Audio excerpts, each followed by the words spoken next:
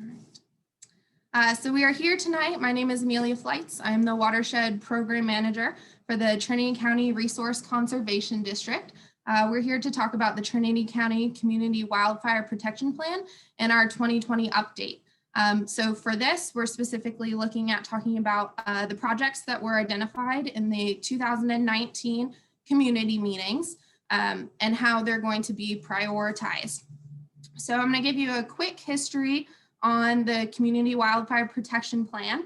So this comes from a larger effort for fire protection planning within Trinity County, which came about with the Trinity County Fire Safe Council, which has been a leader in fire safe planning on a community level, which wrote one of the first community fire safe plans in the nation.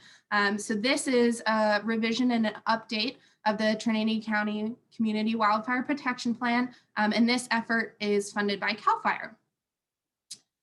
So if anybody is interested in participating in the Trinity County Fire Safe Council, where a lot of the funding and conversations, project development occurs, that happens every fourth Thursday at 1 p.m. Right now, we have it via Zoom, but usually it would be in person.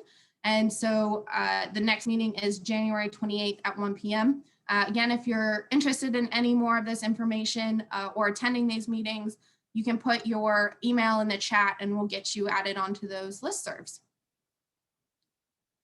So with the Community Wildfire Protection Plan, it has identified many projects throughout the whole county, and different entities use that as leverage to bring in funding to the county. So the Trinity County Resource Conservation District, as well as the Watershed Research and Training Center, use this as a planning document to apply for grants and bring that in to complete defensible space, fuel breaks, those styles of projects throughout Trinity County, as well as the Watershed Research and Training Center is starting to work more on controlled burns, prescribed burns, pile burning throughout larger areas. It also does support having the projects completed on federal lands, so working overall to help improve the health of our forests and the safety of our communities. So Trinity County RCD brought in $2.9 million over the last 5 years using projects that were developed in the past CWPPs. And overall, there was $1 million brought in within the last year to the Watershed Research and Training Center.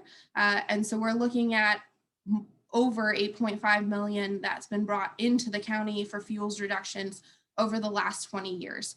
So this helps employ local citizens to complete this work and also working to create a safer community for everyone. So how these projects were identified is working in community meetings. And so we gave similar presentations to talk about defensible space, shaded fuel breaks, strategic landscape thinning, prescribed burning, and maintenance of these projects. So from that, we worked with community members to identify projects.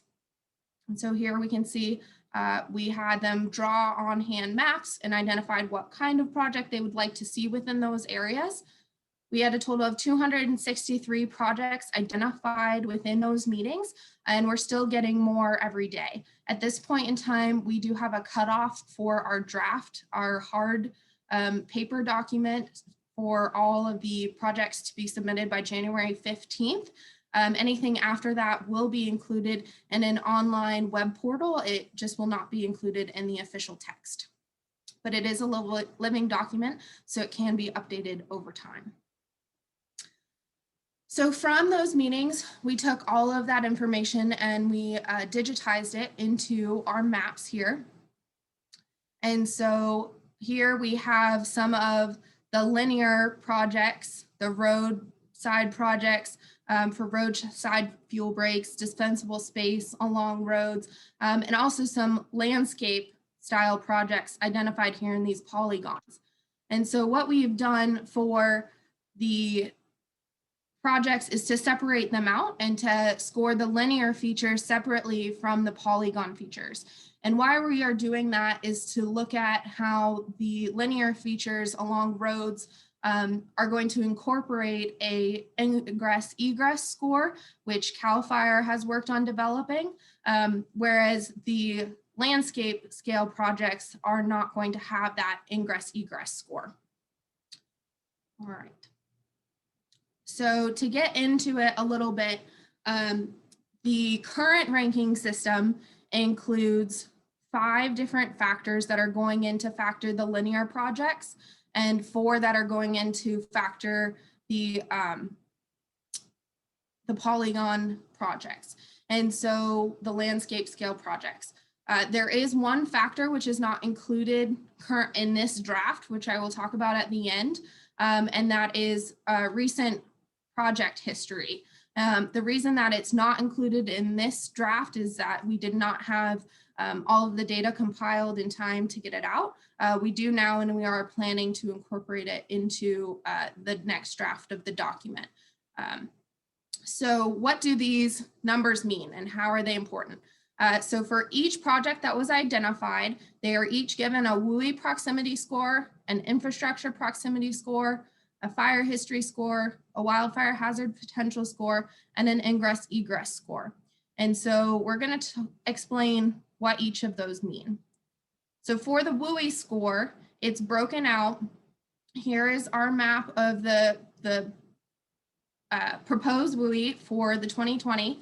And so how close or within the WUI is effectively how the projects are scored.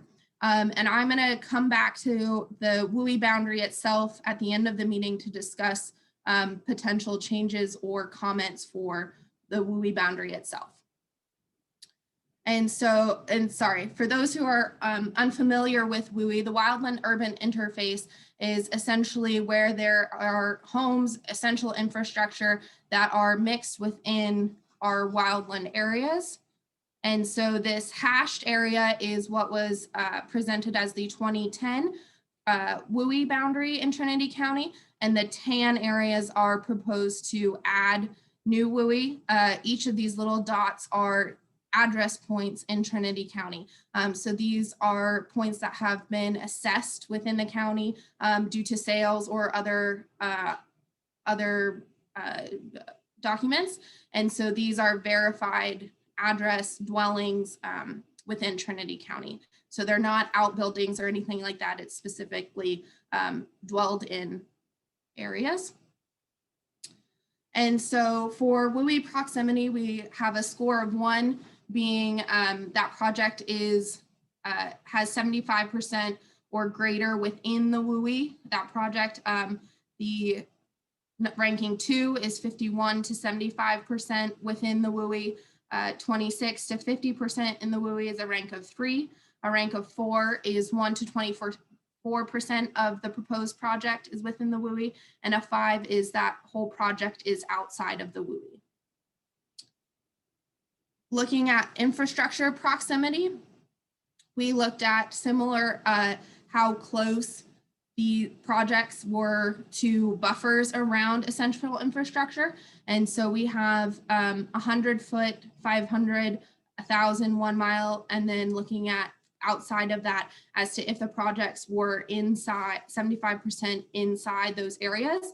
Current infrastructure that were included to put together this draft are these following options. So airports, ambulances, bridges, cell towers, clean air facilities, community centers, electrical substation, gas pipelines, guard stations, fire stations, health clinics, helicopter pads, hospitals, law enforcement, police stations, power offices, post offices, power lines, public dwellings, safety zones, and schools and senior centers. Areas that we had not included but plan to include are national and state historic sites, water district infrastructure, and gas stations and stores. So these will be added before the final draft comes out. On to fire history and how we generate those scores. So for the fire history, a score of 1 is in an area that there has been fire history prior to 2000 or no recent prior or no fire history. Score of 2 is 2000 to 2004. score of 3, 2005 to 2009. A score of 4 is 2010 to 2014, and a score of 5 is from 2015 to 2020. And so this is looking at having recent fire history through the area would decrease the fuel loading and therefore look at promoting fuel reduction in areas that haven't seen a recent fire history. So looking at the wildfire hazard potential. So this is something that Denise can talk a bit more to, but it's based off of a land fire model which produced raster data. So each pixel was associated a value based on if it was had a high likelihood for severe wildfire or a low likelihood. And so that we get these very low for low likelihood and these very high for high likelihood. And so we inverted this scale to fit within our prioritization scheme, such that areas with very high likelihood or a high priority for fire would receive a value of 1, which would then boost them up in the ranking to see that that project might get completed sooner. Whereas areas that would have lower likelihood of fire would be treated down the line. And so then we were working with ingress egress. And so for this, CAL FIRE worked on assessing many of the county and private roads in Trinity County. And so they developed many different factors which they ranked. And from those, we selected these. We selected the fuel rating flame length, the slope class, the road position on the slope, the length of the road, the number of residences along that road, their access scoring, and the road overall speed. So with that, we converted, they also had a point scale. They were rating from 1 to 5. So we normalized their scale to fit within ours. Similarly, how we worked with the wildfire hazard potential, so that roads that need to be addressed sooner would get a score of 1, whereas roads that needed to be delayed would get higher values. And so that we sum linearly into our final score. So none of these are ranked at any percentage higher than any of the others. They are all given an equal weight. And then it goes into their priority as to which projects score highest to lowest. So this is just a subset, as there are many more projects identified in the downriver area. At this point in time, I will stop and answer questions on what I have presented so far or take any comments.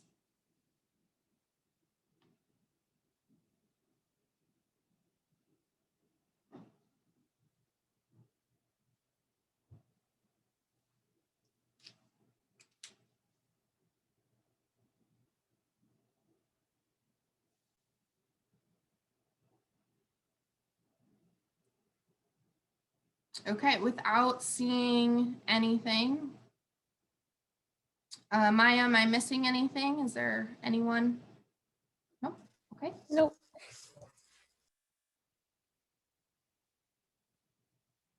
All right. So there is one factor which we have not put in yet, and that is the past project history, excuse me.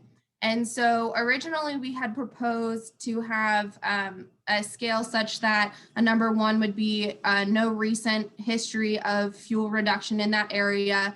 A 1 would have treatment within the last 5 years, and a 5 would have a treatment over 5 years.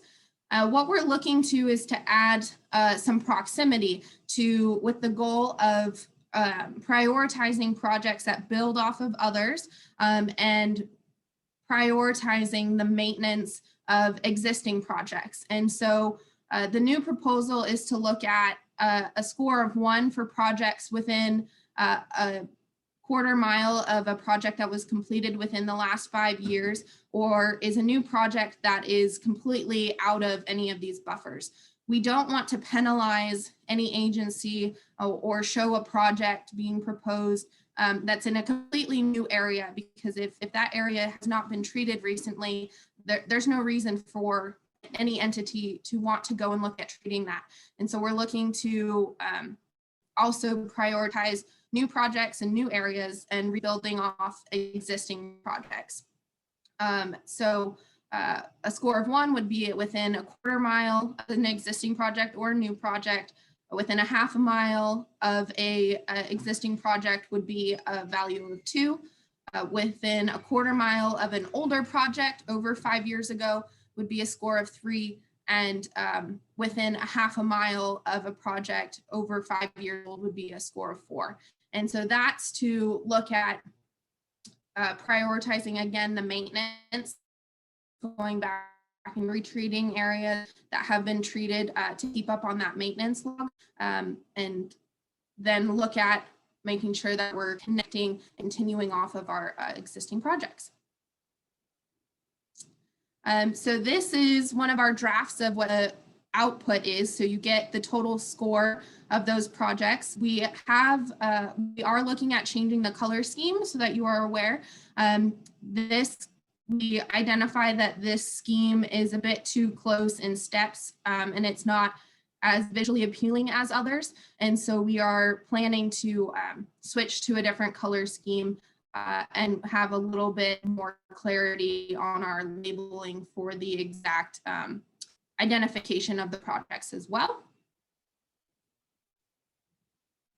And so just with the polygon projects, so the polygon projects don't have that ingress egress score associated with them, but they have all the other factors. And so those are also shown on a separate map as they're ranked separately. And again, we'll be looking at a different color scheme for those. So on the Trinity County Fire Safety Council website, there are these maps and the full data sheets, the full attribute tables for all of the projects that have been identified thus far. If anyone is here from High Palm or that area, we're looking to support and have a narrative supporting your existing project with the U.S. Forest Service rather than including it and ranking it within our own. So that's how we are addressing your project. We think you guys are doing a great job working with the Forest Service to do that and don't want to deter from any of their existing work. So I'm not going to go through all of the rest of the maps. I do have them available if anybody has questions to a specific one. But does anybody have questions or comments on our current ranking system and how we're working through prioritizing projects?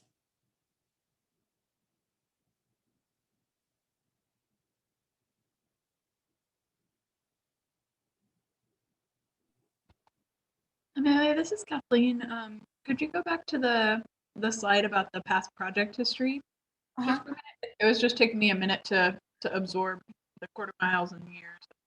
Mm-hmm.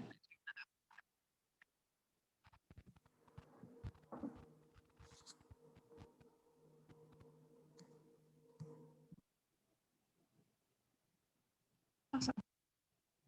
Yeah, I had a question on this slide too. This is Azalee. Maybe it seems like so retreating areas that were treated more than 5 years ago is basically deprioritized relative to treating more recently treated areas. I'm just wondering more of the reasoning behind that. So in our meeting this morning, we were looking at discussing how to prioritize retreating projects, which will also be most beneficial towards a grantor to get the most value per acre. And so if you look at retreating an area more often, then you're going to treat a larger acreage, which is going to be a little bit more attractive to the grantors. Whereas if you're waiting a longer period, you're going to have more fuels, which is going to take longer to accomplish that time. So that was one of the reasons for prioritizing within 5 years.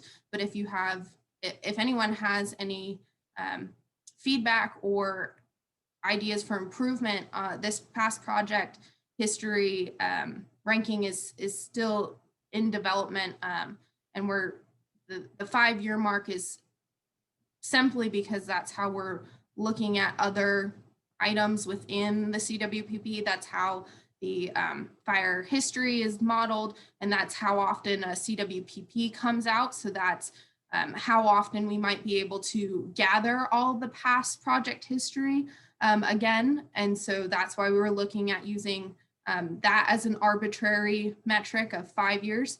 But that can easily be changed if we can tie that to some more science that might say that 7 years could be a better metric there. Okay, thank you. Yeah, that makes sense. I'll think about it. I'll let you know if I have any brainwaves on it. But yeah, that reasoning makes sense. I guess I just worry if it would somehow concentrate, keep concentrating in the same areas while older projects don't get retreated. But I understand your reasoning. So thank you, appreciate it. Yeah. Hey, Amelia, this is Ben. Can you hear me? Oh, Yep. yeah. So, something that we're using in our program of work service, we think about, the weight of both going to the places where we haven't had treatments, the need to break into new ground, and then also weighing that against maintenance. And that's kind of, one of those things that we always balance of how much new ground do you treat before you start thinking about maintaining the work that you've already accomplished. And so something that you might consider, and something that we've done in our modeling efforts, is you weight the no recent treatment score equally with whatever you think that natural fire return interval would be. You're using 5 years here, maybe that's appropriate. And so that way you're giving equal weight to ground that has both not been treated and stuff that's ready for re-entry after that maintenance period has expired. We use the term condition class to weight that out.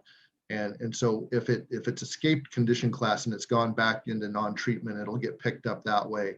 But then you're not going back into a piece of ground that might have been treated within that return interval. The other thing to think about is, and this will require a little bit heftier GIS exercise, but ground that's been treated by wildfire, so maybe not by purpose, but treated by wildfire, but that experience that the ground has had within that fire was within the historic range of variability. It's something that would have mimicked prescribed fire or a natural occurrence and did not either burn uncharacteristically hot or light, would also count as a treatment. So that would be another thing that would help us understand, especially in the south side of the county and in the far western side of the county, particularly the Denny area, New River country, that has seen quite a bit of fire. There's a lot of ground there that we haven't treated through our management, but we see as successful treatment because of the way fire has visited in the past. Thank you. We'll take that back and see what we can do with that. I really appreciate that, Ben.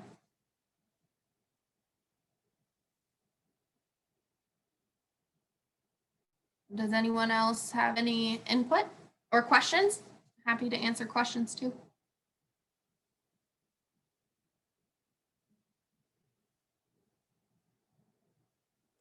Okay. With that, I'm going to go to our WUI boundaries and talk a little bit more about that. Give me a quick second. There we go. So within our wildland urban interface, we are looking to do a couple things. And so these areas that were originally excluded from the wilderness, those will be included in the 2020 proposal for WUI. Here in these areas, we are looking to reduce some of these smaller outliers out here to keep consistent with our current plan that any area with 3 or more residences within a half-mile buffer that overlap, those will be included in WUI, but isolated residences that are not overlapping within a half-mile buffer will not be included within the WUI moving forward in our next rendition. We're also looking at identifying the wildland intermix, and that's for when there's one or more residences within a 40-acre area. And so that's going to be a secondary layer that we look to identify within the 2020 CWPP. And so that modeling will hopefully get done in the next couple weeks. And so we'll be able to produce a new map of that. We're also looking, so some of these population areas that have grown within the last 5 years, we're looking to add, connect these to local ridge lines, roads, rivers, to add some more of a fire management outline for those WUI boundaries as well. So it's not just these arbitrary half-mile circles around these residences. It will be tied to a feature in the landscape. Does anyone have questions or comments on the WUI?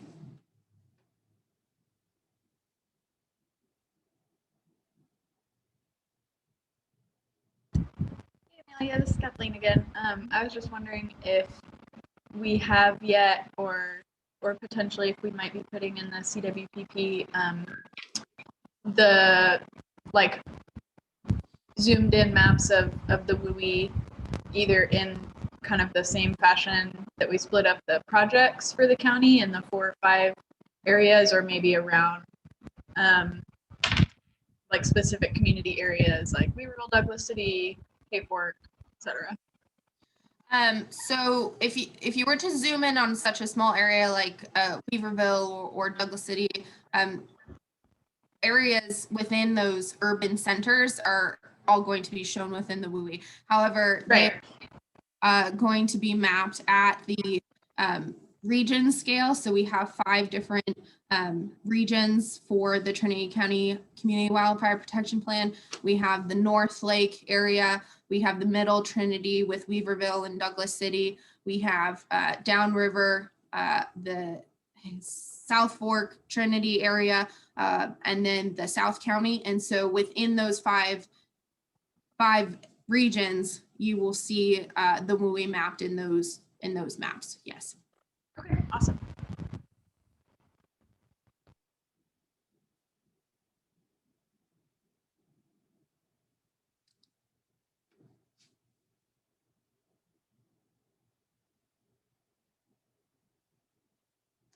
All right, in just a few minutes, I'll open the floor for any other questions or comments or project proposals, projects that you would like to see added in your area. There's a survey that is out and available on the Fire Safe Council website and also on Facebook. And so that's a couple quick questions about what kind of projects you'd like to see prioritized within Trinity County and how you would like to see them accomplished. There's also an option at the end of the survey to go into our GIS online portal and go in, find the projects near your home and look at submitting if you would like any additional ones. So you could submit projects orally this evening. You can send me an email. There's an online portal to go in and complete it in a GIS platform as well. So you can tie it straight to the landscape that you want to tie it to. So with that, yep, there's the survey, my email address, my office phone number. I think a good number of you I've worked with before.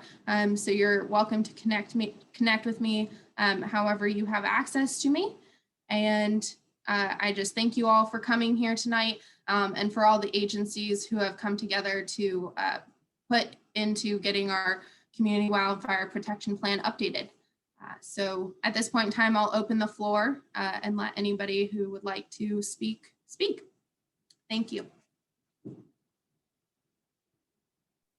I'd be happy to go first.